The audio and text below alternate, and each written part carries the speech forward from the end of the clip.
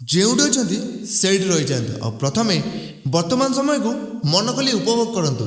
କାହିଁକିନା 40 ବର୍ଷ ବୟସ ପରେ କିଏ କେତେ ଅଧିକ ପାଠ ପଢ଼ିଛି ଆଉ କିଏ ଅପାଠୁଆ ଅଛି ଏହାର କିଛି ମୂଲ୍ୟ ନଥାଏ।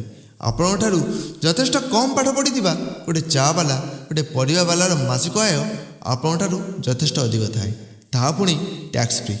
50 ବର୍ଷ ବୟସ ପରେ କିଏ ଯୁବାବସ୍ଥାରେ କେତେ ଅଧିକ ସୁନ୍ଦର ଥିଲା ଏହାର ବିଶେଷ ମୂଲ୍ୟ ନଥାଏ।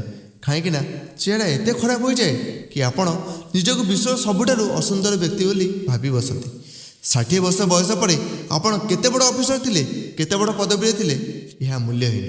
କାହିଁକିନା ଆପଣଙ୍କ ଦସ୍ତଖତରେ ପୁରା ସହର ପୁରା ରାଜ୍ୟ ଚାଲିଥାଇପାରେ, କିନ୍ତୁ ଏବେ ଆପଣଙ୍କୁ ଗୋଟେ ଚପରାସୀ କି ଗୋଟେ ଗାର୍ଡ଼ ବି ସଲାମ କରିବ ନାହିଁ। 70 ବର୍ଷ ବୟସ ପରେ ବଡ଼ ଘର କିମ୍ବା ଛୋଟ ଘରର କିଛି ବି ପ୍ରଭେଦ ନଥାଏ। କାହିଁକିନା ଯେତେବେଳେ ଆଣ୍ଠୁଗଣ୍ଠି ବ୍ୟଥା ହୁଏ, ଅଣ୍ଟା ବ୍ୟଥା ହୁଏ, ସେତେବେଳେ ବଡ଼ ଘର ହିଁ ସବୁଠୁ ବେଶୀ କଷ୍ଟ ଦେଇଥାଏ ଆଉ ଛୋଟ ଘରେ ଆମକୁ ଆରାମ ମିଳେ। 80 ବର୍ଷ ବୟସ ପରେ ଆପଣଙ୍କ ଆକାଉଣ୍ଟରେ କୋଟି କୋଟି ଟଙ୍କା ପଡ଼ିଥାଇପାରେ, କିନ୍ତୁ କିଛି ଶହ ଟଙ୍କାର ଔଷଧ ଉପରେ ଆପଣଙ୍କ ପୁରା ଜୀବନ ନିର୍ଭର କରିଥାଏ। ଗୋଟେ ମଣିଷ ତାର ସାରା ଜୀବନ ପଇସା ପଛେ ଗୋଡ଼େଇ ଗୋଡ଼େଇ ସାରିଦିଏ। କେତେ ଛଳ କପଟ ପ୍ରପଞ୍ଚ ରଚି କେତେ ଲୋକଙ୍କୁ ଠକି ଲୁଟି ମାରି ପଇସା ସଞ୍ଚୟ କରେ, ହେଲେ କାହା ପାଇଁ? ସେ ଘର ଚାକର ଚାକରାଣୀ ପାଇଁ, ପୁଅ ନାତି ପାଇଁ, ନେକ୍ସଟ ପିଢ଼ି ପାଇଁ। କିନ୍ତୁ ନିଜେ କ'ଣ ପାଏ?